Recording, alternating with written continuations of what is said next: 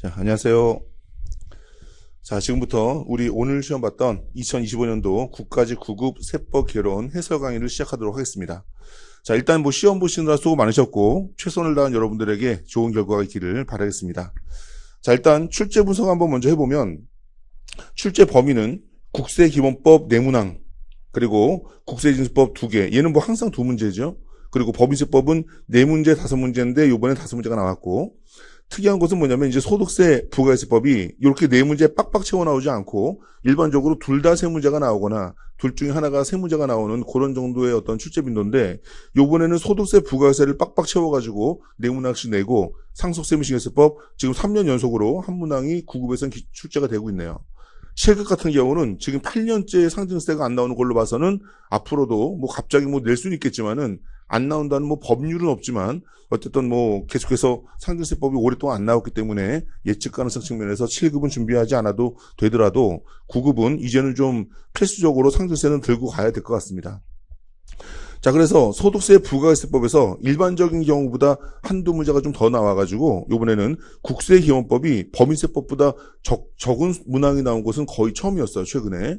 그래서 국세기본법이 4문항밖에 안 나와서 어쨌든 법인세, 소득세, 부가가세 문제가 많아지면 아무래도 조금 힘들죠. 그래서 이제 그러한 문제 분포가 있었고요. 국세기본법에서 한 문제 줄어든 거, 한두 문제 줄어든 거 외에는 나머지는 거의 평균의 수준을 그대로 유지하고 있고요. 자, 이제 난이도. 항상 이 난이도가 문제인데, 이 난이도가 그래요. 우리 맵찔이들한테는 조금만 매운 걸 먹어도 막 맵잖아. 근데 매운 거 잘 먹는 사람들한테는 이게 뭐가 매워 그러듯이, 특히나 이 법률 시험 문제 같은 경우는 똑같은 난이도를 할지라도 어떤 사람들한테는 대단히 어렵게 느껴질 수도 있고, 어떤 학생들한테는 이거 공부한 부분에서 나왔다라고 해서 요번엔 쉬운데 라고 느껴지는 게 있을 정도로 난이도라는 것이 공부의 수준이라든지 공부의 방식이라든지 공부의 영역에 따라 가지고 조금 달라질 수 있어요. 작년 시험 같은 경우는 제가 수험생들의 입장을 고려해서 객관적으로 판단했을 때 역대 제가 20년 넘게 강의를 해온 과정에서는 9급 시험 문제로서는 7급까지 포함해서 가장 어려웠던 문제다라고 계속 얘기를 했어요. 그런데 작년 시험 문제 같은 경우는 대단히 어려웠음에도 불구하고 특징이 뭐였냐면 지문이 그래도 좀 짧았다.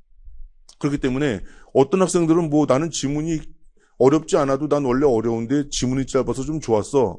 원래 60점, 70점 나오는데 난 80점 나왔어. 이런 친구들도 있고, 나는 정상적인 경우에는 90점 넘게 맞을 것을 예상했는데 이번 시험은 지엽적인 부분에서 많이 나와서 75점 맞았어. 이런 친구들도 물론 있었죠. 그래서 어려운 시험도 어렵지 않게 느껴진 친구도 있는가 하면 어렵지 않은데도 불구하고 학생들에 따라서 자기에게는 어려울 수 있는 이런 개별적 난이도가 존재하기 때문에 제가 항상 난이도를 언급할 때는 조금 예민해요. 내가 예민한 게 아니라 듣는 분들이 예민하지. 나는 더럽게 어려운데 쉽다 그러면 기분 나쁘잖아. 그래서 제가 이제 공식적으로 얘기한 건 아니고 제 이제 오픈 채팅방에다가 제가 이제 사무실로 이제 운전하고 가는데 이제 학생한테 시험지 문제가 왔어. 그래서 그거 이제 차 세워놓고 사무실 들어가기 전에 쭉 봤더니 내가 답으로 판단되는 것들을 쭉 보니까는 우리가 공부했던 것들 그리고 명확히 이게 답이고 오해의 소지가 없는 것들이 쭉 전부 다 답이어가지고 좀 쉽다? 그랬더니 오픈 채팅방에 난리가 난 거야. 이게 쉬웠대, 이지로 선생님이 쉬웠대 이러면서 난 어려웠는데 그래서는 쉬웠는데 하면서 전체적으로 이제 사무실 와서 이제 문제 정리하면서 전체적으로 보니까 이게 학생들이 체감적으로는 어렵게 느낄 수 있는 요소들이 꽤 있더라고요, 보니까. 첫 번째는 상 수준의 문제는 이 상도 그냥 내가 형식적으로 그냥 상 집어넣어야 돼가지고선 3개 정도. 그래도 조금 범위상, 지문의 길이상 어려운 것들을 좀 짚어놨는데, 하 수준의 문제가 4문항밖에 안 나왔어요. 하 수준의 문제 4문항. 그리고 중 수준의 문제가 13문항이나 나와서, 일반적으로 여러분들이 그냥 괜찮다라는 시험 정도면 상 수준의 문제 2-3문제. 그리고 하 수준의 문제 한 8문제, 9문제. 그리고 나머지가 중 수준의 문제로서 한 9문제에서 10문제 정도가 채워져야 정상인데, 요번에는 그냥 주는 대로 먹어갈 수 있는 그런 하 수준이 몇 개 안 되고, 중 수준, 지문 긴 중 수준이 많다 보니까, 아무리 문제와 답이 명확한 걸 할지라도 5과목을 110분에 풀어야 되는 수험생 입장에서는 좀 어렵죠. 그래서 체감적인 난이도가 좀 올라갔을 수 있는 그런 부분이고요. 자, 중수준의 문제가 많은 거하고 지문의 길이가 길어진 거, 이제 그 부분이 이제 작년과 조금 차이가 나는 이제 그런 부분이 됩니다. 작년에는 상수준의 문제가 8문제였어요. 상수준의 문제가 8문제였고, 하수준의 문제는 아마 비슷했을 거야. 그 작년에 그래서 더 어려웠었는데 올해는 뭐 상수준을 좀 줄어들었지만 그것들이 전부 다 중수준으로 넘어가면서 정답은 명확했지만 어쨌든 지문의 길이라든지 시험장에서 긴장된 상태에서 답을 찾아 나가는 과정이 쉽지는 않았을 거다라고 생각이 되어서 결과적으로 제가 뭐 총평하기로는 작년보다는 조금 쉽고 그리고 2023년도라든지 평년 기준으로는 조금 더 어려웠던 이제 그런 문제가 아니었나 싶습니다. 자, 문제 구성은 여기서도 조금 어려운 요소가 있는데 일반적으로는 옳은 것을 고르시오가 보통 두세 문제 정도 나와요. 20문제 시험이라 그러면. 근데 6문제가 나와가지고 이것도 조금 우리 오늘 시험을 힘들게 했던 그런 요소가 됐겠죠. 작년에 8개 나왔어요, 8개. 그러니까 작년에 그래도 상수준도 많은데 옳은 것을 고르시오도 많으니까 더 힘들었죠. 그리고 뭐 박스 선택형 문제가 보통 7급에서는 최대 7급에서는 9문제가 나온 적도 있어요. 박스 문제가. 그것도 몇 개인가 이 문제가. 그런데 9급 문제는 보통 박스 문제가 한 두세 문제 나올까 말까 하는데 이번에는 5문제 박스 문제가 나와서 이것도 조금 어려움을 가중시켰던 그런 부분이 아닌가 싶습니다. 자, 계산 문제라는 것은 이건 우리 인적공제 금액 구하는 건데 그 인적공제 금액 구하는 것도 이따 우리가 문제 보겠지만 사실은 숫자가 나와서 계산 문제라고 말했지만은 이론형 문제에다가 그냥 숫자를 집어넣은 것 뿐이지 계산 문제라고 말하기는 좀 뭐하죠. 그래서 이렇게 구성이 되어 있었습니다. 어쨌건 박스 선택형은 틀린 걸 고르는 것이 아니라 묶인 걸 고르거나 몇 개인가를 찾는 것이기 때문에 아무래도 일반적인 사지선다형보다는 당연히 난이도가 있는 형식이기 때문에 제가 가다반 사무실 가자마자 제가 체크했던 것도 가다반 올리면서 쉽다라고 말한 것은 취소, 스토리. 쉽진 않았습니다. 문제 하나하나 보면 여러분들이 풀어보면서 느끼겠지만 다 전부 다 배운 거다. 저 아는 거다. 이렇게 될 거야. 하지만 내가 아는 것하고 실제 시험장에서 그것을 정답화하는 것은 상당히 다른 작업이라고 그랬죠. 그래서 이번에 그런 부분들을 여러분들이 좀 여실하게 느꼈을 거다라고 생각이 됩니다. 그래서 문제 자체에 대한 퀄리티라기보다도 그 문제의 형식이라든지 여러분들이 체감하는 난이도가 일반적인 평균 수준보다는 어려울 수 있는 요소가 꽤 많이 포함되어 있었다라고 생각이 듭니다. 그래서 총평에서 이제 그런 말씀들 드린 거고요. 자, 여기서 한번 잘 들어보세요. 지금 제가 여기다 써놓은 말이 여러분들한테 와닿는지. 2025년도의 세법개론과 같은 올해 같은 시험은 세법이라는 법과목을 어떻게 공부했는가가 수험생마다 느끼는 난이도의 체감이 다를 거다. 아까 우리 매운맛 얘기했듯이.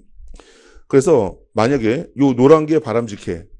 이론 정리에 그치지 않고 문제풀이나 모의고사를 통한 실전 연습을 충실하게 한 수험생들은 자기가 아는 규정이 다른 형태로 출제가 되었더라도 내가 아는 규정과 연결시켜서 정답화할 수 있는 겁니다. 우리의 목적은 문제를 외우는 것도 아니고 아는 것도 아니야. 시험장에서 내가 공부한 부분에서 이게 뭐게? 라고 문제를 내면 그것을 정답화하는 것이 우리의 목적이다. 따라서 이미 나왔던 문제를 달달달달 외우는 방법도 아니고 그냥 알기만 하고 문제풀이에 대한 훈련을 하지 않는 상태도 아닌 내가 아는 것을 숙련시켜서 거기서 랜덤아이즈하게 문제가 출제된다 그러면 그것을 맞출 수 있는 그 능력까지 연결되는 것이 수험 공부가 되어야 할 겁니다.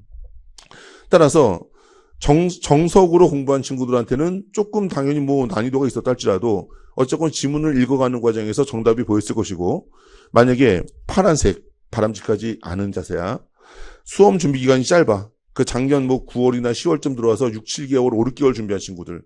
이거 우리 평생 직업 구하려는 건데 5, 6개월, 6개월은 그 이전에 뭔가가 있었다 할지라도 좀 굉장히 좀 부족한 시간이죠. 부족한 상황에서는 사람들이 정석적인 방법을 선택하기 힘들어요.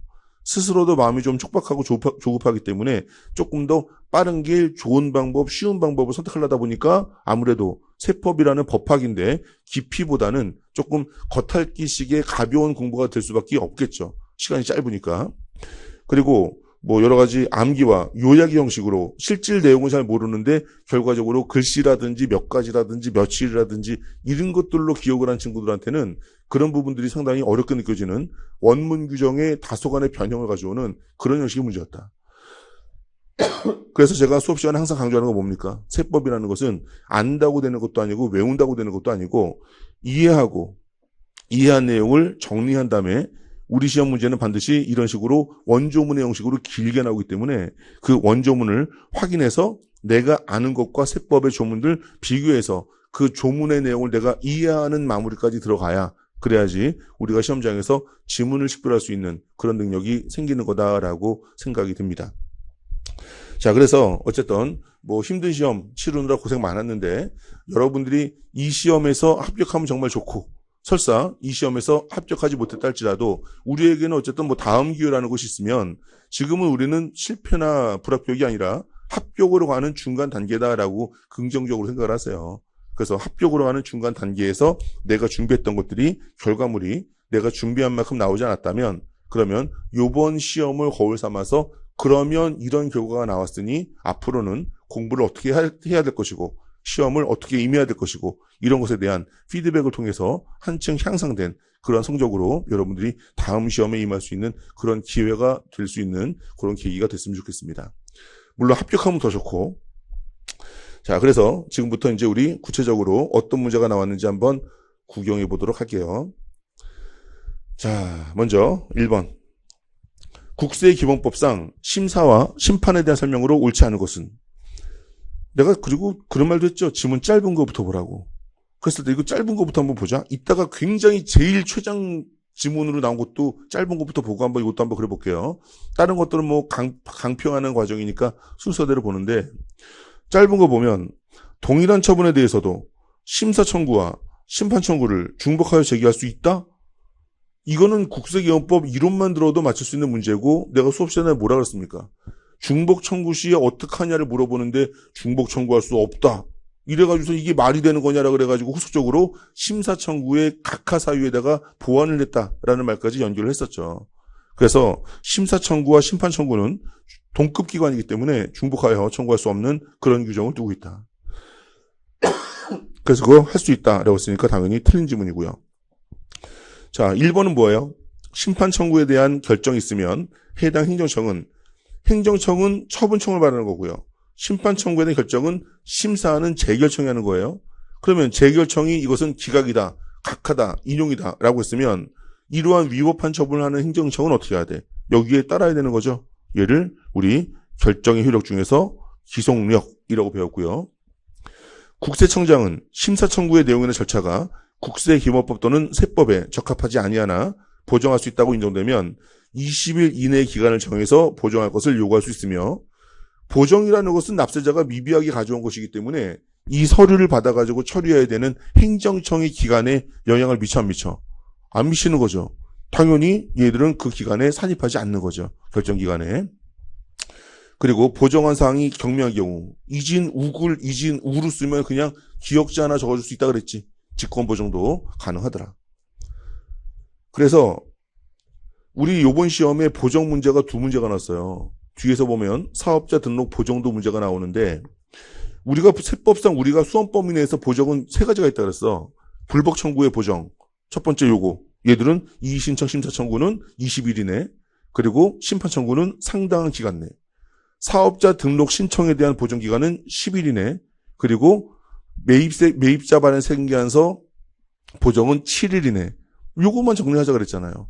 그거 정리하고 나서 항상 이 보정 기간은 아까 말했듯이 납세자가 비비해가지고 과세관청이 배려를 해주는 것이기 때문에 과세관청의 행정기간에는 산입하지 아니한다지.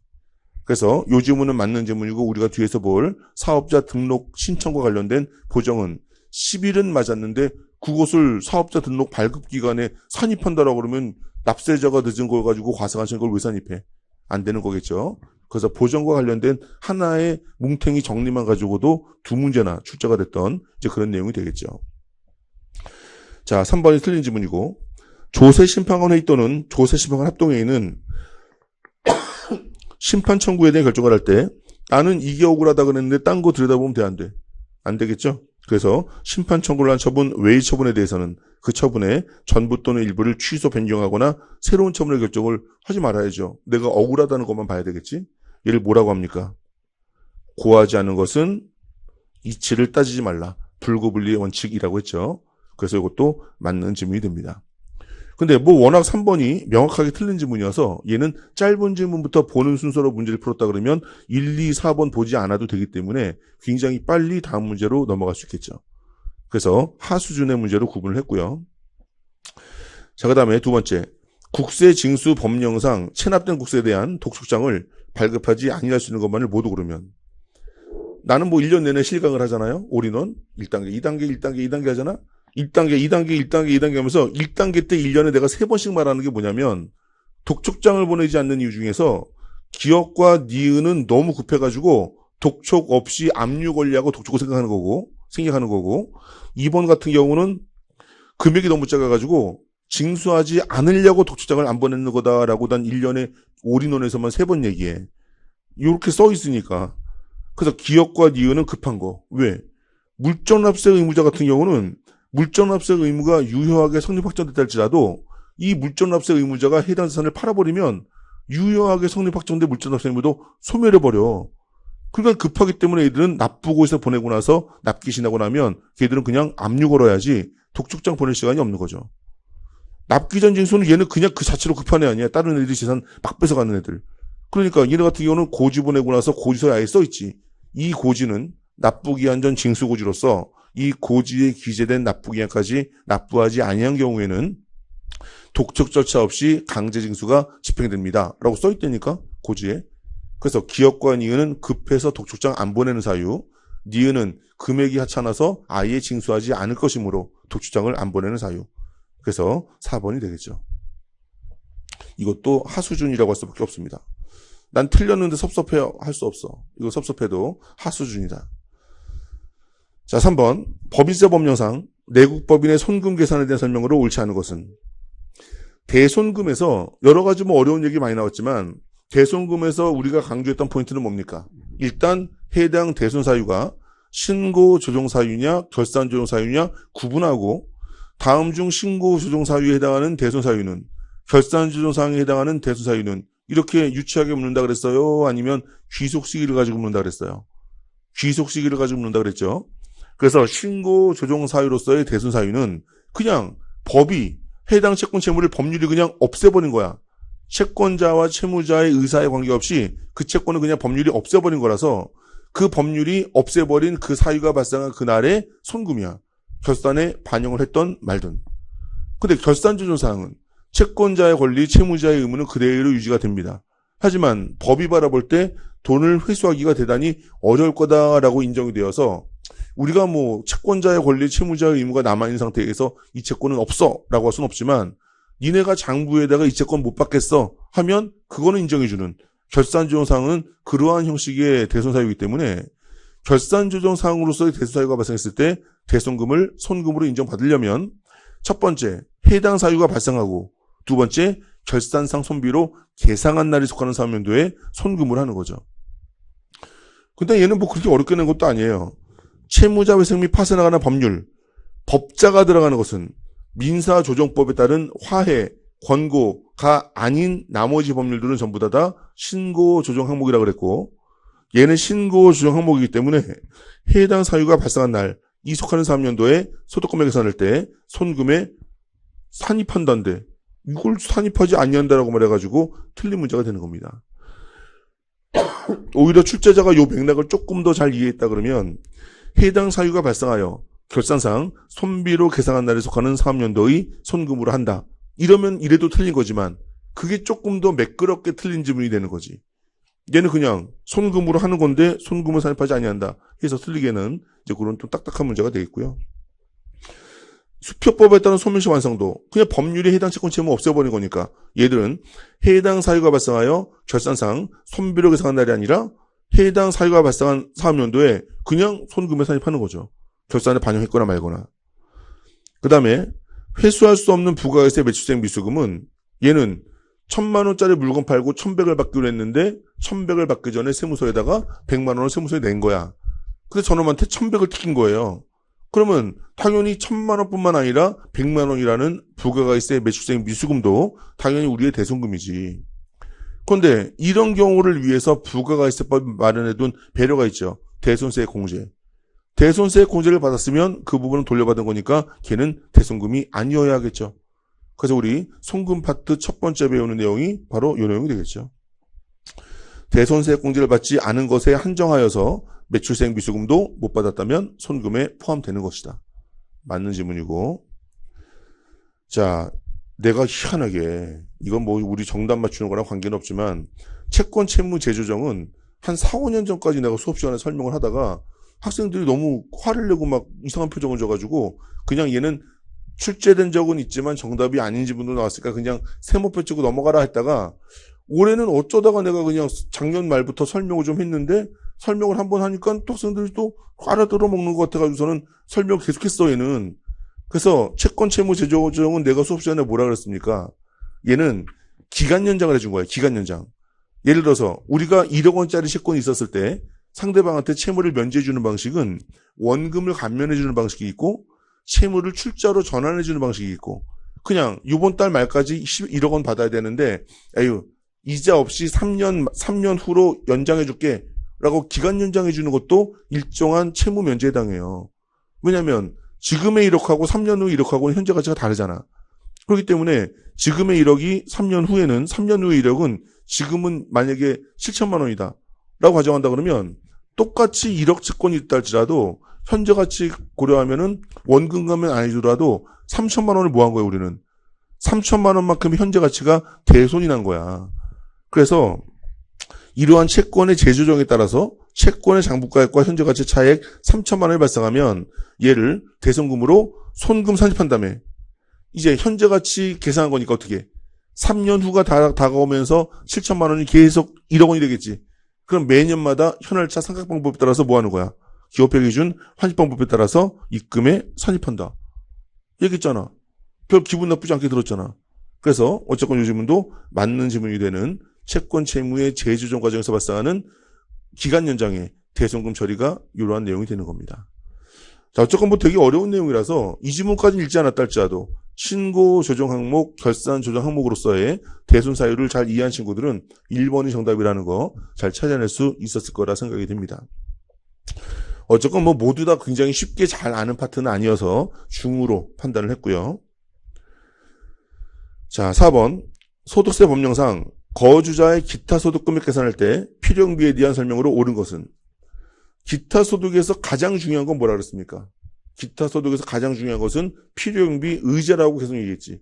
그래서 필요형비 의제율 80%짜리 세 가지 알아두고 서화골동품은 80% 또는 90%인데 80%는 1억 원 초과되고 10년 미만 보유했을 때만 80%고 나머지 10년 이상 보유하거나 양도가액 1억 원 이하면은 90%고 나머지들은 싹 다 60%인데 도박 기타 소득은 전부 다 로또 1,000원, 뭐 복권 당첨금 복권가액, 슬롯머신, 집어넣은 동전 그게 필요형비라고 그랬죠. 다 나왔지. 골동품의 양도로 발생한 소득으로서 거주자가 받은 금액이 1억 원 이하래요. 1억 원 이하는 보유기간 관계없이 필요형비율 몇 프로 의제? 90% 의제. 그죠? 그래서 80% 아니고 2번과 3번 같은 경우는 필요형비 의제율에 대한 내용을 수업 시간에 우리가 문제 풀면서 계속 얘기했잖아. 맥스 해놓고 문제에 나오는 필요형비하고 그 총수익 금액의 60%하고 비교해서 큰 거 동그라미 쳐가지고 계속 종합소득이 합산될 기타 소득 금액 계속 풀었잖아요. 그건 얘네들은 실제 입증된 필요형비와 필요형비 의제 금액 중에서 큰 금액을 필요형비로 하는 거라서 그 금액이 초과하는 금액은 필요형비에 산입하지 아니한다. 초과하는 금액은 필요형비에 산입하지 아니한다. 이 말은 당연히 둘 다 틀린 겁니다. 둘 중에 큰 금액을 필요형비로 인정하는 규정이니까.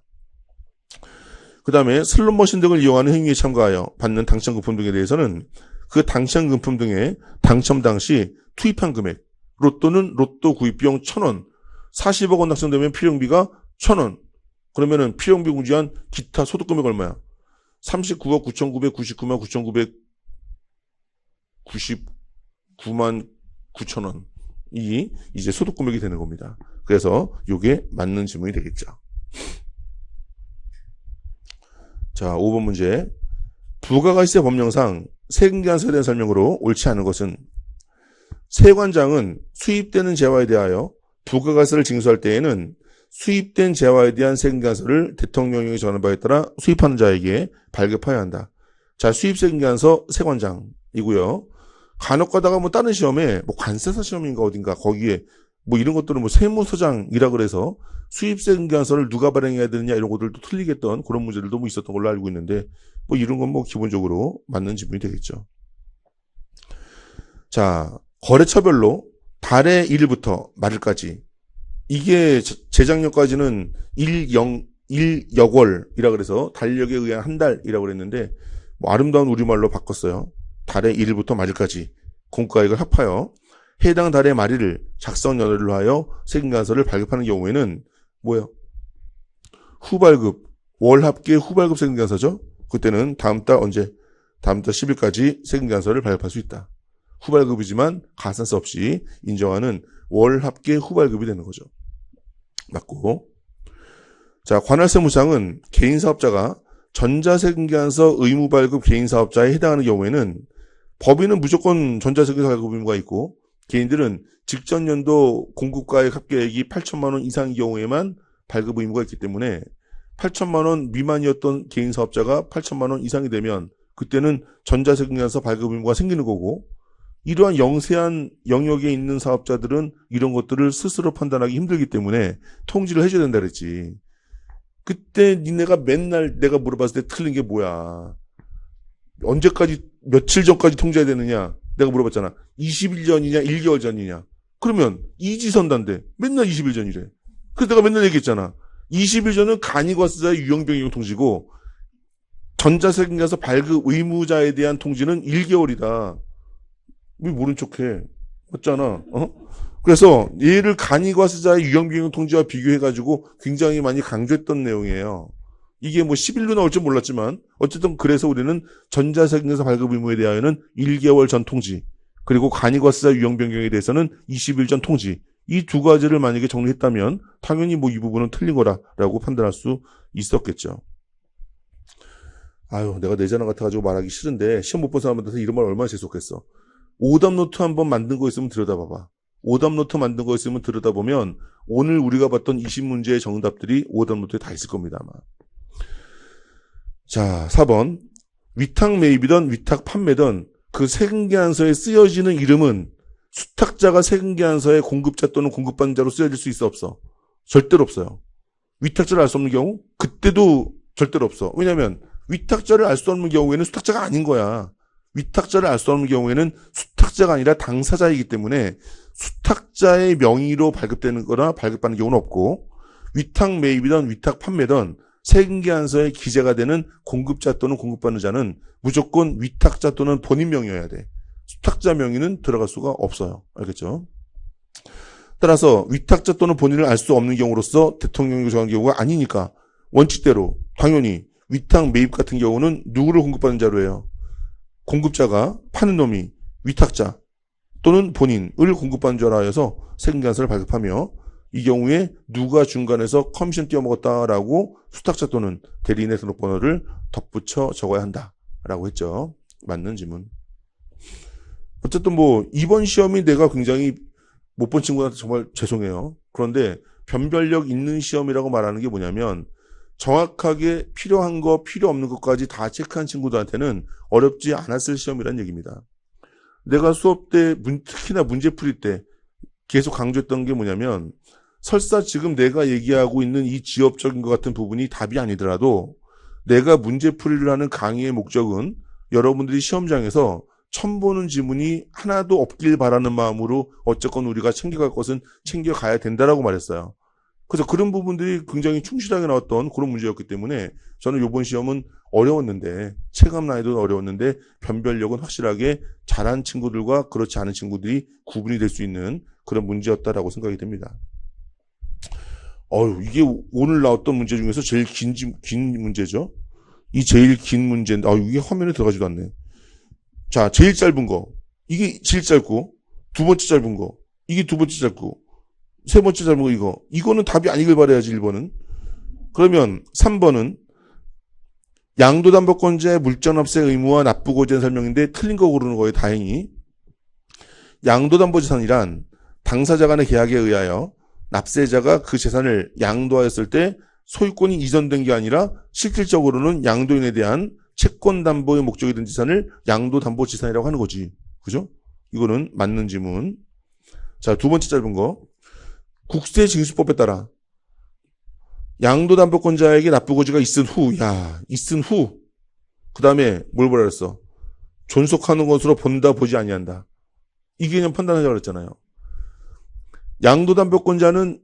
양도담보권자는 그 양도담보 설정자라는 채무자에게 돈을 빌려주면서 양도담보권을 설정하는 거야. 근데 그놈이 나한테 돈을 갚지 않은 채무 불이행이 확정되면 이제 뭐 하는 거야? 이제 그 양도담보재산으로 채무 변제를 하게 되는 거예요. 근데 양도담보권자의 그 채무 변제 행위가 과세관청의 납부고지가 있은 다음에 채무 변제 행위가 있었어요. 그럼 과세관청의 권리가 유효한 거야? 양도담보권자의 채무 변제가 유효한 거야?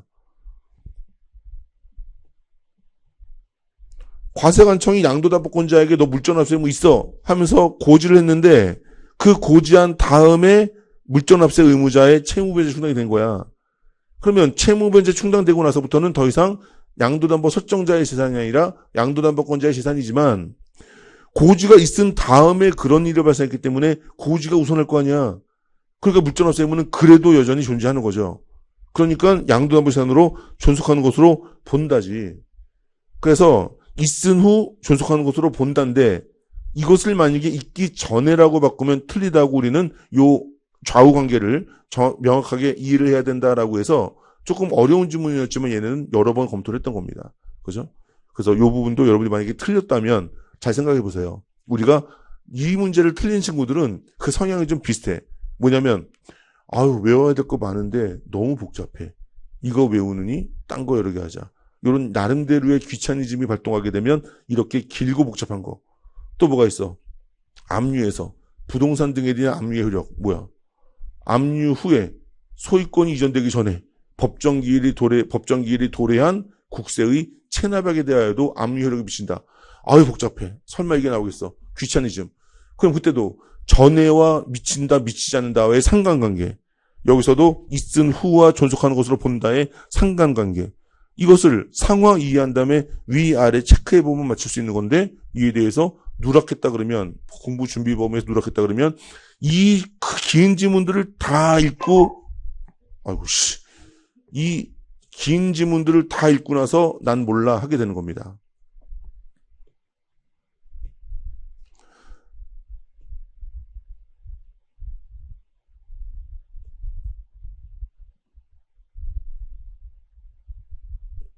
이걸로 안 올리게 하려면 어떻게 해야 돼?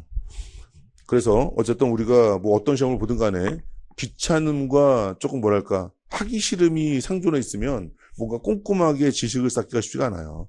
그래서 맨날 얘기하잖아. 세법은 귀찮으면 절대로 잘할 수가 없다. 귀찮아하지 말고 직접적으로 그 어렵고 복잡한 문장에 뛰어들어가가지고 그 내용들을 잘 씹어먹는 학생들이 한번 씹어먹어보면 리갈 마인드가 좀 형성이 돼서 조금 여러 가지 지문들을 좀 잘 이해할 수 있는 그런 실력이 될 거예요. 그 다음에 상당히 강조했던 것들이고 근데 막상 1번하고 4번 읽어보면요. 지문만 길지 별 내용이 아니야. 4번은 양도담보권자한테 납세 의무자처럼 이것저것 다 적어가지고 납부기한을 30일로 정해서 고지해라라는 얘기고 1번 지문 같은 경우는 얘는 보충적 납세의무이기 때문에 주된 납세의무자한테 징수해도 다른 게 없을 때 그때 보충적으로 얘한테 청구해라 뭐 그런 얘기예요. 지문만 길지 별다른 어려운 포인트가 있는 그런 얘기는 아니었단 말이죠. 근데 그렇다 할지라도 어쨌건 시험장에서 맞닥뜨리면 시간이 많이 들어가는 것은 분명해. 하지만 우리가 포인트를 가지고 공부한 부분이 지문에 나왔다 그러면 그 부분만 가지고 틀린 것을 골라낼 수 있는 그런 훈련이 수험 준비인 거지. 그래서 우리가 문제 풀 때 내가 항상 말했던 거 뭡니까? 지금은 알지? 그런데 시험장 가서 100문제를 110분 안에 풀어야 되는데 세 번째로 선택한 세법 과목이 17번 문제 3번 지문에 네가 지금 안다고 말하는 그 지문이 나오면 풀 수 있을 것 같냐? 못 푼다. 그렇기 때문에 우리가 중요하다고 생각하는 지문들은 그 지문이 언제 어디서 나오든 그 지문이 나오자마자 맞고 틀리게 하는 포인트를 기억하고 있는 것이 이게 세법 시험 준비다 라고 얘기했던 거죠. 그래서 그런 부분을 좀 잘 고려했다 그러면 풀 수 있었고 그렇지 않고 할 게 많고 상황이 여의치 않았다 그러면 틀릴 수밖에 없었던 그런 문제로서 어쨌든 상 수준으로 이제 분류를 했던 그런 문제 중 하나가 되겠습니다. 자, 그 다음에 7번 문제. 이거는 4번 지문을 여러분들이 잘 기억하지 못했을 수 있어. 그런데 얘는 그래 3번도 모를지도 몰라. 근데 7번 문제는 이지선다형 문제야. 이지선다형. 법인세 과세표준 계산할 때 각사소득 금액에서 이비소 공제하는데 비과세소득은 2월 돼야 한대. 안 되잖아요. 2월 결손금이 7년간 2월 된단 말 들어본 적 있어? 우리가 세법에서 배우는 7년은 제척기간밖에 없어요. 이게 보자마자 틀린 거지. 이지선단데 3번 기억 안 날까? 2월 결성공제는 원래 각 사무소금액의 80%를 한도로 하는 거지만 만약에 얘네가 중소기업이라든지 망했다가 살아나는 회생기업이라 그러면 걔들은 각 사무소금의 100% 한도 다 주는 거잖아. 틀렸잖아. 얘들은 옳은 거 고르는 어려운 문제임에도 불구하고 이 1, 2, 3번이 너무 틀린 거야.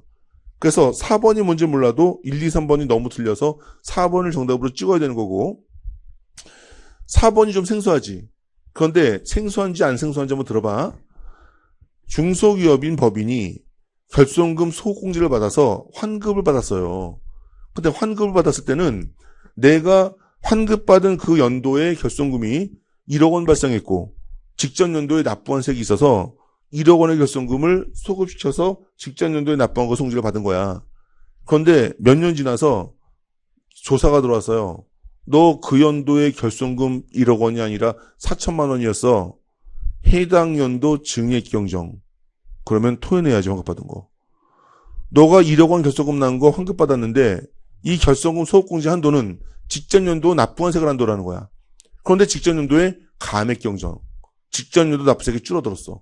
그럼 또 너무 많이 환급받은 거니까 당연히 환급받은 거 추징되는 거지. 너 중소기업인 줄 알았더니 중소기업이 아니었어.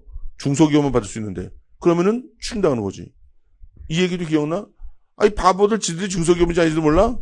어렵다고. 중소기업 판정 프로그램도 있다고 실무상으로는. 그러니까는 신고한 중소기업도 신고받은 세무서도 중소기업인지 아닌지를 직관적으로 한 방에 아는 것이 힘들어서 사실 중소기업이 아닌 법인이 중소기업인지 알고 신고하고 그 신고를 받아가지고 환급을 해주는 경우들이 왕왕 있는 게 아니라 상당히 많아요. 그리고 나중에 특정 감사 시즌에 그런 것들만 검토하는 그런 시즌에 봐서 걸리는 애들한테 다시 추계해가지고서는 너희들 중소기업 아니었어 하면서 추징한단 말이지. 그러면 결손금 소급공제 받아가지고 돈을 돌려받았는데 다시 토해내야 되는 거니까 원금만 토해내겠어? 이자까지 같이 토해내겠어? 이자까지 같이 토해내게 되는 겁니다. 10만 분지 22. 그래서 이 4번 지문이 맞는 지문이 되는 거죠. 그러니까 우리는 배웠는데 머릿속에 없는 것 뿐이야. 알겠죠? 나는 뭐 내가 가르친 게 문제가 다 나왔다면 난 이런 말 하지 않아. 왜? 난 다 가르치니까. 난 다 가르치니까 원래 내가 가르친 문제 다 나와. 근데 내가 다 가르친다 그래서 여러분들이 다 안다고 말할 수 없기 때문에 내가 가르치는 거 나왔다라는 얘기는 안 해 잘. 그런데 우리가 그래도 눈 부릅뜨고 강조한 부분이 나왔다 그러면 여러분들이 적어도 내 수업을 들었다 그러면은 눈 부릅뜨고 강조한 부분이 있고 그렇지 않은 부분이 있는데 이걸 몰랐다는 얘기는 이것도 몰랐다는 얘기 아니야. 그러니까 어쨌든 우리가 적어도 수업이라는 것을 듣는 이유는 혼자서 모든 것의 중요성을 다 줄 수 없기 때문에 그래도 이 바닥에서 이런 부분들을 잘 아는 강사의 중요성을 포인트로 한 공부를 하고자 우리가 수업을 듣는 거니까 어쨌건 뭐 모든 과목에 걸쳐가지고 선생님들이 강조한 부분들은 시간 투입을 그만큼 많이 해야 되는 겁니다. 자, 8번 문제. 간이과세에 대한 설명으로 옳은 것은 직전 연도 공급 대가 1억 400만 원에 미달하는 개인 사업자. 그래서 직전 연도를 직전 과세 기간이라고 말하면 틀리고 공급 대가를 공급 가액으로 말하면 틀리고 1억 400만 원에 미달하는 것이기 때문에 1억 400만 원도 틀리고 그리고 개인 사업자만 적용되기 때문에 법인은 절대로 간이과세자가 될 수 없다. 알겠죠? 신규로 사업을 개시한 사업자의 경우 간이과세에 관한 규정은 직전 연도 공급 대가를 기준하기 때문에 신규 사업자는 간이과세를 적용하지 못 받는다. 아니면 그래도 신청하면 받을 수 있다. 다른 배제 항목에 적용되지 않는다면 신청하면 받을 수 있어요. 그리고 나서 신규로 사업을 개시한 그 해의 다음에 7월 1일부터 이제 그 해의 환산된 공급 대가를 기준으로 다음에 7월 1일부터 그 다음에 6월 말까지 이제 유형 변경에 대한 판단을 하게 되는 거지. 그러니 신규로 사업을 개시한 사업자도 간이과세 적용받을 수 있고 간이과세에 관한 규정이 적용되거나 적용되지 아니하게 되는 그 다음 기간은 최초로 사업을 개시한 해의 다음해 7일부터 그 다음 해의 6월 말까지 한다라고 하는 것이 계속 사업자 밑에 있었던 신규 사업자에 대한 유형 변경 판단 특례죠. 이게 맞는 것이고 간이과세자가 일반 과세에 관한 규정을 적용받을 사업장을 신규로 개설하는 경우에는 해당 사업 개시에 속하는 과세기간부터 간이과세에 관한 규정을 적용하지 않는다. 3번 문제 안 배운 것 같지? 그치? 안 배운 것 같잖아. 자, 안 배웠는지 아닌지 봐. 얘가 A라는 조그만 슈퍼마켓을 하고 있었어요. 근데 그 다음에 얘가 갑자기 돈 좀 벌겠다고 도매업을 신규로 개설한 거야. 웃음이 터지지. 이 도매업은 간이과세 배제 업종이거든. 그럼 이 A는 원래 간이었는데 이 도매업이라는 간이 배제 업종을 영위하는 순간 이제는 얘도 간이 적용을 못 받는 거야. 그럼 얘가 신규로 사업을 개시한 그 과세기간부터 어떻게 배제를 해? 당연히 그 과세기까지는 간이과세를 보고 그 다음부터 요 A를 일반으로 변경시켜야 되겠죠. 근데 이게 어려운 게 아니었다고. 그 다음에 얘가 이거를 폐업해. 이거를 폐업하게 되면 이제 얘는 다시 간이로 적용할 수 있는 건데 간이로 바로 가느냐? 그건 아니고 그때도 얘가 간이 규모냐를 판단해가지고 그 폐업한 해의 다음에 7월 1일부터 기존 간이었던 기존 사업장에 대한 간이 여부를 판단하다. 그게 어려웠던 거지. 얘는 어려웠던 내용이 아니었단 말이죠. 보니까 배운 거지. 그러니까 간이과세자가 일반 과세에 관한 규정을 적용받는 사업장을 신규로 개설하는 경우에는 그 해당 사업 개시일 속하는 과세기간부터 어떻게 바꿔? 그 다음 과세기간부터 간이과세에 관한 규정을 적용하지 않는 거가 되는 거죠. 그죠? 그래서 이 지문은 틀린 거지. 그러니까 스토리와 상황을 이해하고 공부한 자와 말 같은 것들을 이제 요약해가지고 암기한 자들은 이런 문제를 절대로 풀 수가 없지. 왜? 상황의 이해가 되지 않기 때문에 다른 말로 하면 아버지가 여자 화장실에 가서 똥을 싸셨다. 이게 말이 안 되는 거잖아. 이해를 하면 그런 말도 안 되는 소리를 그냥 듣자마자 아닌 건데 그냥 글자와 단어를 외우면 아버지의 화장실만 외우면은 그런 부분에 대한 오류가 발생할 수밖에 없어요. 그러니까 세법은 결국은 암기해야 돼. 결국은 암기해야 되지만 내가 암기하기 전까지 얼마나 이해를 했느냐가 암기의 질을 달리한단 말이죠. 그래서 암기도 이해를 해야 암기를 할 수 있는 거다. 자, 간이과세자가 간이과세에 관한 규정의 적용을 포기하고 일반 과세에 관한 규정을 적용받으려는 경우에는 적용받으려는 달의 마지막 날까지 대통령령으로 정하는 바에 따라 납세지 관할세무서장에게 신고해야 한다. 처음 봐? 나는 이거 세법 20년 가르치면서 맨날 똑같은 날짜를 얘기했던 것 같아. 얘가 원래 간이과세였는데 1월 1일부터 6월 30일까지의 기간 중에 원래는 뭐 간이과세자는 12개월이 과세기간이지만 얘가 난 항상 3월 20일 날 얘가 간이과세 포기신고를 시켰다. 왠지 모르겠는데. 그럼 이때 포기신고하면요. 언제부터 일반이 되는 거야? 포기신고한 달에 다음 달 1일부터 4월 1일부터 이제 일반 과세가 적용되는 거죠. 그러니까 당연히 간이과세 1월 1일부터 포기한 날 속한 달에 말일까지는 간이과세가 유지가 되고 그리고 간이과세와 일반 과세를 한 과세기간으로 묶을 수가 없기 때문에 간이과세 포기신고일에 다음 달 1일부터 과세기간 종료까지를 별도의 하나의 과세기간으로 하는, 즉 1년에 세 과세기간이 생겨버리는 이상한 사업연도 의자와 유사한 이상한 간이과세 기간에 분할이 발생한다 그랬죠. 이게 그 얘기잖아.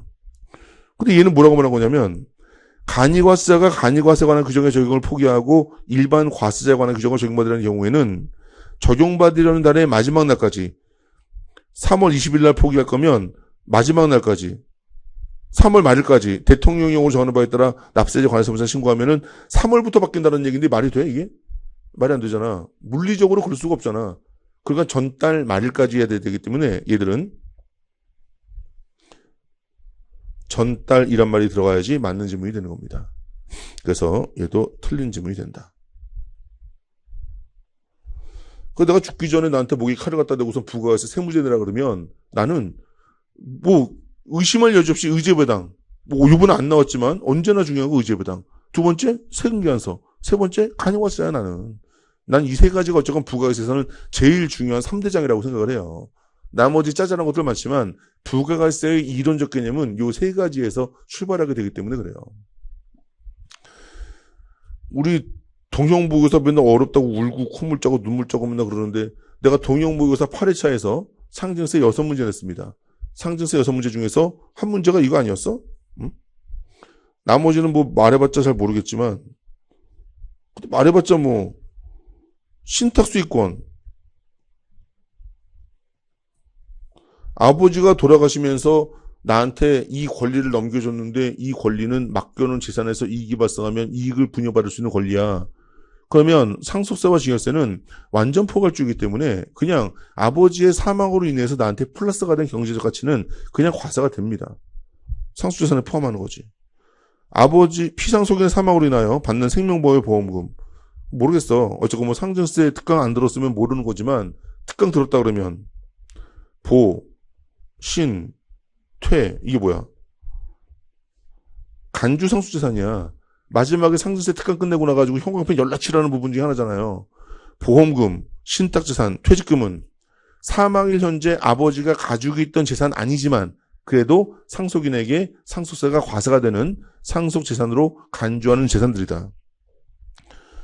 아버지 유족연금에 과세를 하는 게 맞아?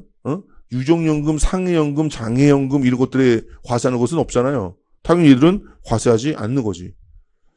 그런데 상속세가 부과되는 재산의 가액은 상속개실 현재 시가에 의하는 거지 당연히. 그런데 상속개실 현재 과세하는 재산 중에는 아버지 돌아가시 전에 사전에 상속인들은 10년 이내, 상속인 외자들은 5년 이내 사전에 증여한 재산도 합산해가지고 과세한다 그랬어요. 왜? 5단계 초과 누진세율 회피를 위해서 아버지가 돌아가실 때 10억 재산 있으면 10억 원에 대한 상속세 2억 4천 나오니까 10억 원 중에서 5억만큼 사전 증여해서 그때 9천만 원만큼 세금 내고 또 돌아가실 때 이제 5억만 남았으니까 또 9천만 원 세금 내면은 1억 8천으로 세금 6천만 원 줄어드니까 이거 합산한다 그랬잖아. 근데 합산하는 논리적 개념은 상속 개실 현재 상속한 걸로 보기 때문에 원칙적인 평가는 상속 개실 현재로 해야 되지만 이것까지 끌어다 과세하는데 이런 불이익까지 주면 되겠냐? 라 그래서 얘들은 그냥 증여일 현재 시가로 판단하는 특례를 둔 거다라고 한 거죠. 그래서 얘는 사전 증여재산 합산 규정이 있는 것도 아니고 재산의 평가 규정에 있는 규정이라고 그랬어요. 그래서 얘는 상속개시 현재가 아니라 증여일 현재 시가에 따른다. 이것도 몇 개 안 되는 중요한 걸로 형광펜 치기로 했고 우리 동영 모의고사에서 몇 개 안 되는 상승세 문제에서 또 포함되어 있던 그런 문제가 된 거죠. 상증세는 출제자들도 얘를 뭐 디테일하게 공부하지 않는다. 내 생각에는 출제자들도 쥐뿔도 몰라 지들도 이 상증세가 아무나 잘 알 수 있는 그런 영역이 아니야. 전문적으로 상증세에 대한 어떤 실무 업무를 해보지 않는 한 이론적 규정만 가지고는 뭔 소리인지 잘 알기가 힘든 그런 규정이에요. 법학적 개념이 워낙 뛰어나서 민법과 세법을 아우르는 그런 대학자들이 아닌 한 아무거나 찝어가지고 문제화시키기가 쉬운 영역은 아니야. 그러니까 당연히 어디서 나오겠어요. 대표적인 부분에서 나올 수밖에 없는 게 상증세다. 3년 연속 나온 이상 어쨌건 이제 뭐 구급 같은 경우는 상증세에 대한 비중을 좀 둬야 될 것 같아요. 자, 10번 문제. 국세 기본 법령상 이건 우리 모의고사로도 여러 번 나왔던 것 같은데 과세전 적부심사를 청구할 수 없는 경우는 요 밑에 나와 있는 요 5가지야. 그런데 뭐 나쁜 놈, 급한 놈, 뭐 다른 절차를 진행하는 놈, 급한 놈. 근데 이건 뭐예요? 이거는 원래 과세전 적부심사 청구는 나한테 처분하려고 예고한 애한테 하는 거지만 얘들은 나한테 처분하는 그 국세가 국세청장 관련된 국세거나 아니면은 얘들이 5억 원 이상의 국세이기 때문에 얘들은 과적 청구를 못하는 것이 아니라 어차피 국세청장이 결정할 거니까 국세청장한테 직접 할 수 있는 그런 사유이지 과적 청구를 못한 사유가 아니잖아요. 그죠? 그래서 니은만 아니고 나머지 기역, 디귿, 리을 요 3가지가 정답이 되겠죠.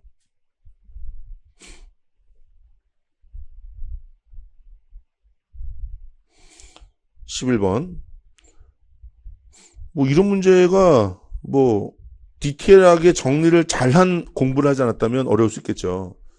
뭐 이런 것들은 어떻게 보면은 맞은 친구들도 이거를 그냥 다 외워서 맞은 게 아니라 반복하다 보니까 그냥 눈에 보이는 거야.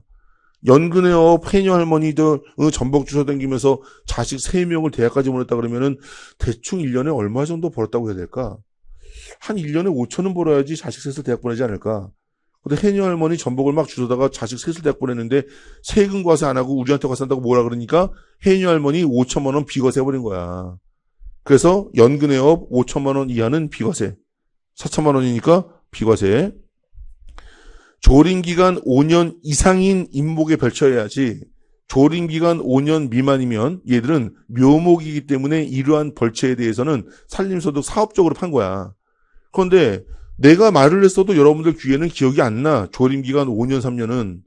근데 누가 그거 기억하래? 이 출제자는 나름대로 굉장히 객관적이야. 얘들은 600만 원이잖아, 600만 원. 두 군데가 틀린 거예요. 조림기간 5년 이상, 연 600만 원 이하. 근데 800만 원 아니기 때문에 얘도 틀리고 얘도 틀린 거죠. 그리고 농민이 이제 부업으로 경영한대요. 그럼 농가 부업 소득이죠. 농가 부업 소득은 농가 부업 규모의 축산에서 발생하는 것은 동물 머릿수로 시행규칙에 별도로 규정해놨다 그랬고, 농가 부업 규모의 축산에서 발생 소득 외의 다른 농가 부업 소득은 연 얼마? 3천만 원. 3천만 원 이하까지 비과세. 3천만 원 비과세. 민박이니까 축산 아니잖아요. 밭을 주차장으로 이용하게 하면 거기서 발생한 소득 금액이 비과세가 돼? 논밭의 임대소득은 자기 땅 없이 농사짓는 임차 농민들한테 전가가 되기 때문에 비과세야. 논밭의 임대소득은. 그런데 그 논밭을 경제하게 작물 생산에 사용을 해야지 하치장이라든지 무슨 뭐 컨테이너 박스 갖다 놓고 주차장으로 쓰고 이러면 걔들은 비과세 안 해준다 그랬잖아요. 비과세가 아닌 것이고. 수도권 지역에서 전통주는 기억해야지. 얘는 또 어떤 특징이 있습니까? 다른 애들은 전부 다 비과세 기준 초과하면 초과분만 과세가 되는데 얘는 전부 다 과세가 되는 기준으로서 1200 엄청나게 외웠잖아. 물론 얘도 마찬가지로 이상한 말 써놨는데 수도권 지역이면 농어민 부업소득 아니잖아요. 수도권 밖의 읍면 지역이어야 돼. 수도권 밖의 읍면 지역에서 전통주 제조하는데 얘가 1200만 원 이하면 비과세, 1200만 초과하면 싹 다 과세 해서 얘는 비과세 적용이 안 되는 거죠. 그래서 뭐 얘네들은 뭐 표로도 만들어 놓고 초과하는 거가 되는 건지 전부가 되는 건지 그 구분도 해놓고 했는데 어쨌건 뭐 그걸 굳이 암기하지 않더라도 항목별로 머릿속에 기억이 날 정도의 회독은 했었어야지. 그래야지 준비가 됐다고 말할 수 있는 그런 문제가 됩니다. 뭐 절대로 뭐 쉽다고 말할 수 있는 문제는 아니에요. 하지만 얘를 어렵다고 말했다는 얘기는 그만큼 중요한 부분에 대한 회독이 부족했던 그런 공부를 했다라고 생각을 해야 됩니다. 그래서 비과세에 해당하는 거 니은과 기역과 디귿.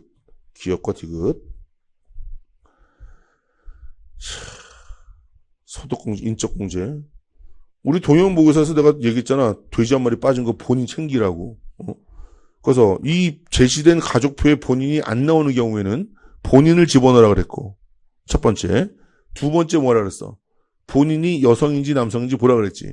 근데 본인이 남성이니까 이제 부녀자 공제는 없고, 그 다음에 세 번째 배우자가 있는지를 봐야지. 배우자가 있으니까 한부모 공제도 없는 거야. 따라서 본인에 대해서는 그냥 동그라미만 치고, 배우자 연령 관계없이 1900, 500만 원 있으니까 배우자도 인적공제 가능하고 기본공제. 아버지는 올해 돌아가셨지만 사망일 전일에 의해 판단하는 곳이고 소득이 없으니까 아버지 기본공제이지만 70세 이상이므로 100만 원만큼 경로우대 공제. 어머니는 뭐 60세 이상이지만 소득 없고 70세 이상은 아니기 때문에 기본공제만. 아버지와 어머니와 장모님이 함께 사는 건 굉장히 힘든 집인데 거기다가 이제 아버지도 돌아가셨으니까 어머니와 장모님만 정말 효자군요. 갑은. 어쨌건 장모는 60세 이상인데 70세가 안 됐으니까 어쨌건 기본 공제인데 경로우대는 없고. 자, 아들은 일단 23세지만 장애인이어서 연령 요건은 관계없어. 근데 뭐가 있어? 사업소득 금액이 300만 원이야. 소득 금액 100만 원 이하가 요건 아니에요? 그러니까 이 아들은 기본 공제 X고 X표 옆에는 추가 공제도 붙을 수 없다 그랬죠. 그렇죠?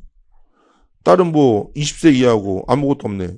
포함되면 그러면은 이거 6명 6 곱하기 150은 900 플러스 옆에 써있는 글씨 100만 원. 이거 아니야?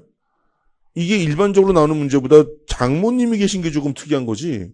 어쨌건 뭐 보통 한 부양가족 서너 된 명 정도면 이제 많이 나오는 건데 여기서는 뭐 부양가족이 꽤 많이 나와. 장모님까지 모시니까 이게 명수가 조금 늘어났다 뿐이지 지엽적이거나 희한한 요건을 가진 부양가족이 하나도 없잖아요. 그래서 어쨌건 이것도 뭐 사이즈가 살짝 큰 거지 어렵다고 보기 좀 힘들다. 알겠죠?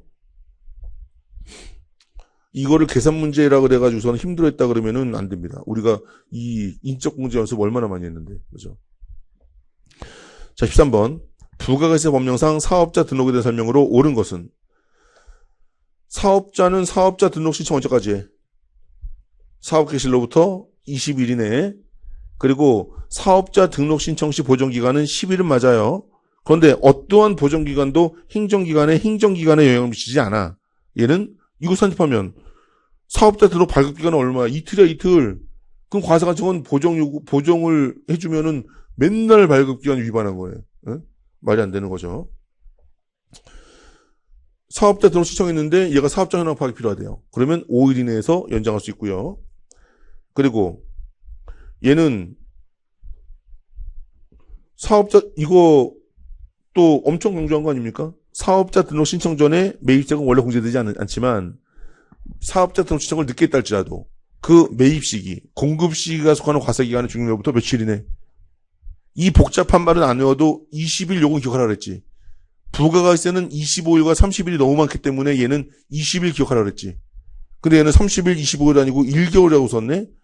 해당 과세기간이 끝난 후 20일 이내까지 늦더라도 사업자 등록 신청을 하면, 그래서 내가 맨날 예를 든 것이 7월 20일 이전인 7월 10일 날 신청하면 7월 10일부터 해당 과세기간의 기산일인 1월 1일, 7월 1일까지 역산한 기간 내의 매입세액은 공제받을 수 있다라고 여러 번 얘기했던 거죠. 1장의 사업자 등록에서도 얘기했고 4장의 매입세액 공제에서도 얘기했습니다. 14번 문제는 내가 그냥 상으로 쳤어, 상으로. 왜냐? 우리가 어차피 납세자의 권리에서는 원칙은 납세자의 권리를 보호하는데 예외는 싸그리 무시하잖아. 그 납세자의 권리를 무시하는 그 4, 5개, 6개, 7개가 되는 그런 예외들을 일일이 우리 식별할 수 없고 그냥 그러려니 하고 2번씩만 읽어보라 그랬죠. 근데 그런 사유들을 섞어서 문제를 내면 요거 맞추는 것은 대단히 힘든 일이에요. 그래서 이거 틀린 것에 대해서는 내가 학습의 부족이다라고 생각하기 힘들다. 그런데 세무 실무를 한 사람이 이 문제를 보면 무조건 맞춰. 왜냐? 생각을 해봐요. 세무조사 기간은 20일 이내야. 그런데 때에 따라서는 20일보다 더 걸릴 수가 있겠지. 그러면 20일보다 더 걸릴 때는 세무조사 기간을 연장할 수 있어요. 연장을 무제한적으로 해, 20일 단위로 해. 20일 단위로 연장하는 거야. 근데 이 새끼가 개새끼면은 20일이 어딨어. 걸릴 때까지 다 잡는 거야. 봐봐야 개새끼가 몇 개인가. 기억, 개새끼. 니은. 아니 거래처가 여러 군데가 있는 게 개새끼야? 베트남하고 거래하면 개새끼냐고. 중국 금융기관을 이용하면 개새끼야? 아니잖아. 그냥 얘는 시간이 오래 걸리는 애야 그냥. 디귿 이 개새끼 거짓 계약서. 리을 이 주식 변동 범칙 사건 개새끼. 그러니까는 세무 이게 만약에 선지에 기억 니은 디귿 리을이 있다 그러면 진짜 어려운 문제가 되는 건데 세 가지라 그러면 개새끼 3명에 사람 새끼 1명이잖아. 그럼 결과적으로 니은이 아니고 나머지 기억 디귿 리을이 얘들이 연장 기간에 제한이 없는 거가 되겠죠. 개념상. 그러니까 내가 외우지 말란 얘기야. 외워도 못 풀어. 근데 외우지 않고 읽어보면서 그러려니 하면은 풀어지는 게 이 납세자의 권리에 대한 파트라는 거예요. 알겠지? 어쨌건 여러분들이 그런 개념적 판단은 수험생이 어떻게 해? 그걸 요구하는 건 좀 무리고 그런 개념이었다라는 것이지 이것이 쉬운 문제였다는 얘기는 아닙니다. 어쨌건 상이지만 납세자의 권리는 그래서 내가 얘기한 이런 방식으로 풀어야 유효하다는 거예요.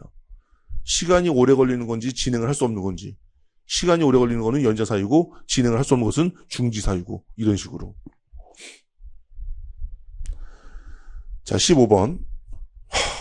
진짜 내가 이거 보고 내 기출문제에서도 객관식에서도 이게 뭐야? 그러잖아. 이게 뭐야? 이게 뭐야? 이게 뭐야? 그러면 10명 중에 이게 뭔지 읽어보지도 않고 이게 뭔지 생각도 안 해보고 회계학도 또 더럽게 못하고 이게 뭐야? 그러면 자본감소 초과했으니까 의제배당이야 이런단 말이지. 그래서 야 이게 의제배당이야? 이 감자차익이지. 그래서 이게 회계학적으로 감자차익의 정의다라고 그래가지고 여러 번 얘기했어. 너희들은 회계학 공부하면서 감자차익도 모르냐? 뭔가 자본 감소하는데 초과했다 그러니까는 유형이 이번에 의제배당이라고 자꾸 이상한 소리를 해가지고 감자차익의 정의다. 오답노트에 박아놓고 기억해라 그랬고 감자차익은 입금이야 입금불산입이야. 감자차익은 주주와의 자본거래에서 자본 감소될 때 발생하는 자본과의 차이금액인데 그게 어떻게 외부로부터 순자산이 증가한 거야. 당연히 입금불산입이지. 그러니까 수업 시간에 수도 없이 얘기했던 이 감자차익의 정의를 알면 감자 차익은 법인세법상 입금에 산입한다. 맞아 이거? 틀리잖아. 이거가 그렇게 읽혀야 시험 공부를 한 거죠.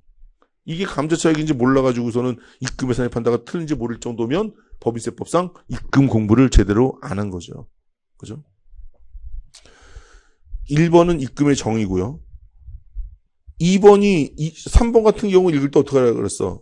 주식의 소각으로 인하여 주주인 내국법이 주장하는 금전. 요게 받은 거야. 그 다음에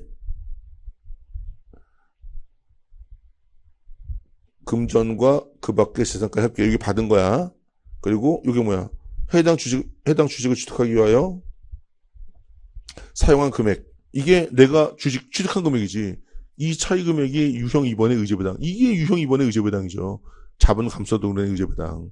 그 걔들은 분배받은 금액으로 본다. 이익을 배당받았거나 분배받은 금액으로 본다. 표현 자체가 의제배당이죠. 그죠? 그 다음에 4번을 답으로 찍었으면은 이건 어차피 뭐 내년을 대비해서 시험을 본 이제 그런 친구들이겠죠.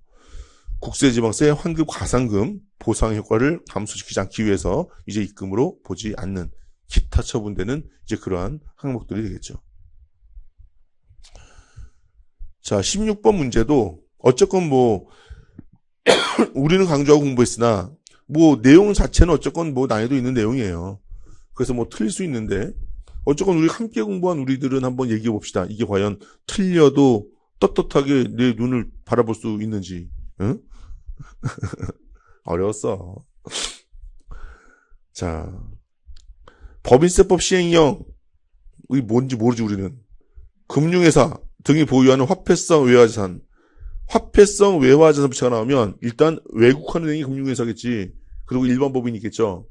그럼 화폐성 외화자산 부채는 화폐성 외화자산 부채 환율 관련 파생상품 해가지고 얘 외국하는 은행이냐 일반 법인이냐 해가지고서는 이 외국하는 은행은 얘 평가 강제가 되고 얘들 뭐 선택되고 이거 있잖아. 지금 이건 뭐야? 금융회사가 보유하고 있는 화폐성 외화자산 이거예요. 얘들은 평가를 반드시 해야 되는 거고 평가를 해야 된다는 얘기는 뭐야? 평가를 하는 것은 사업인도 현재의 매매 기준을 등으로 평가하는 것이고 평가를 안 하는 것이 취득일 현재의 매매 기준을 등으로 평가하는 거죠. 근데 얘는 선택한다. 그러니까 이게 틀린 거죠, 당연히. 그죠? 틀린 것이고. 재고 자산의 무신고 시평가 방법은 일반 재고 선입선출, 판매 목적용 부동산 개별법, 유가증권은 총평균법. 그리고 우리가 배운 바에 따르면 사업연도 종료일 이전 2개월이라는 단어는 존재하지 않아. 우리는 사업연도 종료일 이전 2개월이라는 말을 우리는 본 적이 없어, 한 번도. 전부 다 3개월 전이거나 아니면 사업연도 종료일까지야. 여기서부터 2개월 전은 난 가르친 적도 없고 활자로 인쇄된 것도 본 적이 없어. 설사 모른다 할지라도 이건 이상한 거야. 그죠? 4번 읽어보세요.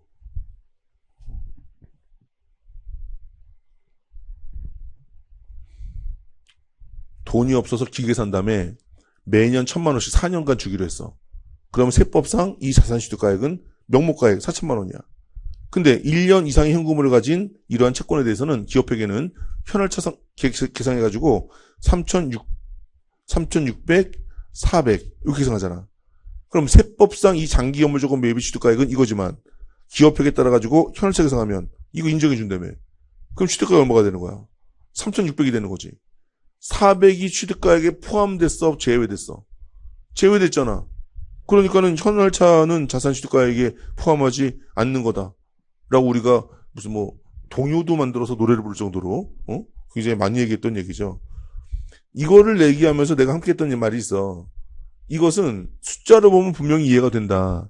그런데 조항 조문이 장기할부 판매의 손익 귀속 시기와 장기연물 조건 매입 시 취득가액은 파는 놈과 사는 놈의 하나의 얘기를 하고 있는 거지만 얘들은 시험 문제 조문이 워낙 어렵게 나오기 때문에 얘들은 안다고 방심하지 말고 반드시 원조문의 규정에서 맞고 틀린 것을 식별해내야 된다라고 그런 거예요. 그러니까 여러분들이 아는데 틀리는 과정, 이것을 요번 시험을 계기로 해서 정확히 이해해야 돼. 안다고 공부가 된 게 아니야. 내가 아는 것을 시험 문제 지문에서 식별해내는 게 우리의 테스트의 목적이기 때문에 아는 걸로 그치게 되면 아는 걸 틀리는 굉장히 안타까운 일이 발생하는 겁니다.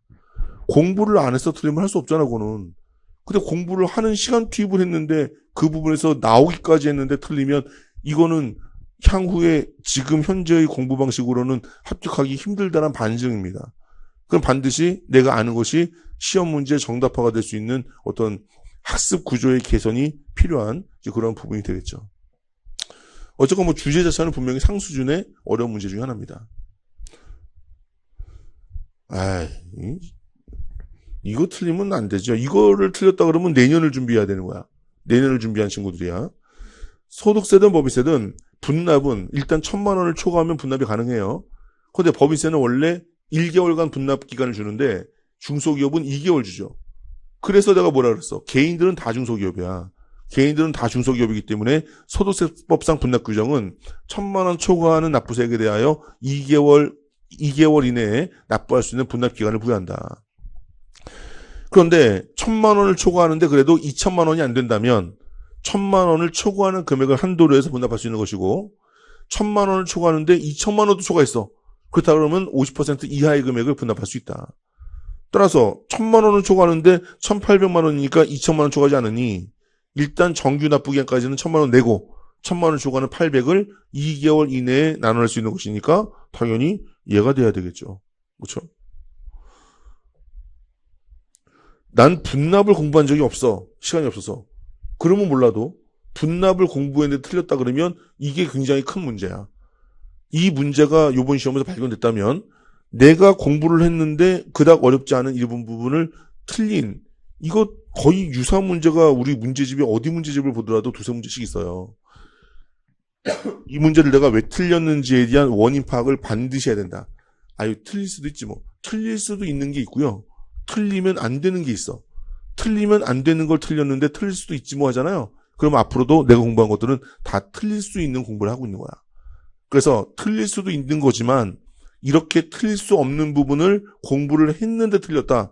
그러면 이 부분을 내가 어떻게 공부했길래 이런 문제가 나한테 틀렸나를 면밀하게 원인 분석을 해야 됩니다. 그래서 이것을 틀리게 만든 그 학습 방법을 반드시 개선해야 그래야지 다음 시험이라는 게 존재할 수 있는 거예요. 알겠죠? 자, 18번. 뭐 시간이 없어서 우리 답만 볼게요. 용역의 무상 공급은 특수관계인에게 사업용 부동산을 무상으로 임대하는 거 말고는 과세가 돼, 안 돼? 안 되잖아요. 그런데 사업자가 대가를 받지 아니하고 타인에게 용역을 공급하는 것은 용역의 공부를 보며 시가를 국가에 그런다. 뭐 일단 틀린 거잖아. 용역의 무상 공급은 특수관계인에 대한 사업용 부동산의 무상임대 용역 말고는 얘는 공급으로 보지 않아요. 특수관계인에 대한 사업용 부동산의 무상임대 용역도 산학협력단과 대학 간 부동산 투자회사와 공공사업자 간의 임대 이런 것들은 또 역시 과세가 안 될 수도 있는 거고 그래서 당연히 이 부분은 이제 틀린 겁니다. 야, 이것도 어려운 부분인데 어려운 부분이어서 우리가 많이 본 부분 아닙니까? 이 4번을 시험 문제 낼 때는 두 군데를 틀리게 한다 그랬어. 첫 번째, 얘를 사내 유보가 아니라 사회 이출 또는 대표자 상여로 처분한다. 이러면 틀린 거고 사내 유보로 하더라도 경정이 있을 것을 미리 아는 경우에는 사내 유보로서 사회 유출의 원천 지수 부담을 줄여주는 그 혜택 규정을 배제한다라고 그랬잖아. 그래서 문제는 두 가지 형식으로 나온다고요. 이 위에 있는 요 경정이 있을 것을 미리 알고를 뺀 다음에 얘를 사회 유출하는 거 또는 대표자 상여로 하는 거 또는 사내 유보로 하더라도 경정이 있을 것을 미리 알고라고 집어넣어가지고 틀리게 하는 거. 이 두 가지라고 했고요. 이건 내가 그런 게 아니라 똑같은 문제가 기출됐었어 우리 시험에. 똑같은 기출 문제가 있을 정도로 기출 문제에서도 강조했던 그런 부분입니다. 오히려 우리 시험에는 이 사내 유보를 사위출로 바꿔 쓰겠다는 문제가 없었어. 그 시험 문제는 세무사 시험에 있었고요. 우리 시험에 문제가 나왔던 것들은 한 번은 맞는 지문, 한 번은 틀린 지문인데 틀린 지문, 맞는 지문 전부 다 사내 유보고 틀린 지문은 이거랑 똑같이 나왔다니까. 그러니까 이 부분을 틀리면 안 되는 거지. 주제 자체가 어려웠다 할지라도 이 부분은 학습이 분명히 되어 있어야 하는 그런 부분이 됩니다. 만약에 이 부분을 틀렸다 그러면 법인세를 제꼈거나 아니면 세무조정소처분에서 어려운 부분들을 아예 보지 않아가지고 틀리면 틀릴지언정 이 부분을 봤다 그러면 틀리지 않을 그런 문제가 되는 거죠. 그렇죠? 그래서 19번 문제는 4번이 명확하게 틀린 질문이 됩니다. 압류금지. 이렇게 재산을 뺏어가는데 내가 그 재산을 뺐거나 누군가의 재산을 뺐을 때 가슴이 좀 먹먹하고 코끝이 찡한 거는 압류할 수 없다 그랬잖아요. 이 사람이 발명하느라고 돈도 못 벌고 마누라가 나가서 일하고 오는데 맨날 집에서 그 이상한 깨진 안경 테이프 붙여가지고 막 이렇게 발명하면서 이제 아직까지 이제 드디어 뭔가 발명한 것 같은데 공표되지 않은 것을 가지고 있는데 세금만 했다고 이걸 뺏어가면 마음 아파 안 아파? 마음이 안 아프면 공무원 하지 말아야 돼. 마음이 아파야 돼. 마음이 아프니까 얘는 뭐야? 압류 금지 재산이에요. 이걸 어떻게 압류하냐고. 이걸 압류하면 개새끼지. 이걸 압류하면 개새끼라는 기억만 지워도 답은 3번이야. 어? 급여 총액은 어쨌든 뭐 지가 뭐 먹고 살아야 되니까 반띵하되 아주 급여 총액이 크다 그러면은 반이 아니라 4분의 1등하는 이제 그런 예외가 있지만 퇴직금은 최저생계비 고려하지 않고 그냥 2분의 1을 압류하지 않는다. 이 규정만 두고 있는 거고. 오히려 어렵게 나왔던 문제가 뭐냐면 요 체납자 동거 가족이 필요한 이거를 뭐 5개월인가 6개월인가 써가지고 틀리게 했던 그런 문제도 있었는데 3개월간의 식료품 또는 연료는 압류할 수 없다. 이거 뭐 맞는 지문입니다. 요거를 애매하게 요거를 다른 계열로 하면 되게 어려운 문제가 될 수 있었는데 그건 아니고 요거는 뭐 압류할 수 당연히 없는 건데 있다고 했으니까 기억만 지워도 정답이 나올 수 있는 그런 문제가 되죠. 그래서 우리 박스 문제 할 때 내가 매번 그렇게 풀어주진 않았지만 그래도 박스 문제 할 때는 확신이 있는 거 하나 있으면 그거 지우고 나서 풀면은 한 지문이라도 덜 볼 수 있다고 했잖아요. 그래서 이제 그런 부분들이 좀 유효했던 그런 질문들이 한 두세 문제 있었습니다. 박스 문제가. 자, 여기까지 해서 우리 오늘 여러분들 뭐 고생스럽게 풀었던 20문제 다 풀어봤고요. 자, 어쨌든 간에 뭐 시험을 잘 본 친구들은 뭐 축하드리고 뭐 시험을 잘 못 본 친구들이 할지라도 지금 되게 속상할 거야. 왜? 너 속상해? 그렇게 속상했어? 근데 어쨌건 뭐 시험 보고 나서 속상한 이유는 뭐냐면 막상 풀어보고 나면 내가 몰라서 틀린 게 아니라 아는데 틀린 거야. 이게 환장하는 거란 말이지. 근데 아는데 틀려가지고 아까워하고 환장할 게 아니야 이건. 내가 얘기했죠. 내가 남에게 설명할 수 없는 것은 아는 게 아니고 내가 모의고사를 봤는데 틀렸어. 아이씨 아는데 틀린 게 아니라 모르는 거야. 틀린 거는 무조건 모르는 거고요. 맞춘 것 중에서도 모르는 게 있다니까. 그러니까 우리가 문제풀이 수업을 듣고 우리가 모의고사를 보고 하는 이유들은 뭐냐면 내가 아는 부분인데도 불구하고 문제화됐을 때 그것을 풀지 못하는 상황을 제거해 나가기 위해서 우리가 그렇게 피나는 문제풀이 훈련, 모의고사 훈련을 하는 겁니다. 그래서 아는 것에 그치지 말고 아는 것이 정답화되는 과정까지 케어할 수 있는 그런 수험 준비가 여러분들 조금 견고한 수험 준비가 될 수 있는 건데 그동안 여러분들이 한국사, 국어, 영어라는 탄탄하게 알아왔고 틀려봤자 거기서 거기고 여러분들이 십수년간 공부해왔던 그런 부분에 공부를 하다 보니까 세법회계도 일감에 알았다 그러면 문제도 풀 수 있을 거다라는 착각을 자꾸 하는데 세법과 회계는 또 다른 세상이라는 거지. 한국사, 국어, 영어와는. 그렇기 때문에 여러분들이 처음으로 경험하는 이러한 사회과학에 대한 진위를 판단하는 이러한 부분에 있어서는 아는 것에 그치지 말고 반드시 아는 것이 문제화됐을 때 식별할 수 있을 정도의 알물 여러분들이 준비해야 되는 이제 그런 과목이다라고 다시 한번 정확하게 느낀 다음에 시험 잘 봐서 합격하는 친구들에게는 축하의 말씀을 전하고 그렇지 않은 친구들도 마찬가지로 이것은 우리가 합격으로 가는 과정이므로 이 과정을 여러분들이 견고하게 잘 보완을 하여서 다음 시험에는 반드시 합격할 수 있는 훌륭한 실력을 갖춘 이제 그런 상태에서 여러분들이 원하는 목표를 달성할 수 있을 것이라 생각이 듭니다. 자, 어쨌건 뭐 감정에 너무 치우치지 마시고요. 오늘 시험 수고하셨고 어쨌든 여러분들 모두에게 노력한 만큼의 결과가 있길 바라면서 우리 오늘 해설 강평을 마치도록 하겠습니다. 자, 수고하셨습니다.